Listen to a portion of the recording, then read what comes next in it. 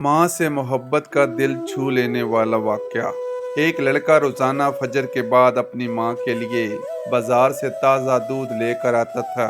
घर पहुंचकर आहिस्ता से दरवाज़ा खोलता, माँ के कमरे में दाखिल होता और बड़े अदब से कहता, अम्मी जान, आपका दूध रख दिया है, जब उठें तो पी लीजिएगा। एक दिन माँ ने बेटे का हाथ पकड़ कर कहा, बेटा तुम थक जाते हो, रोज़ाना इतनी मेहनत क्यों करते हो?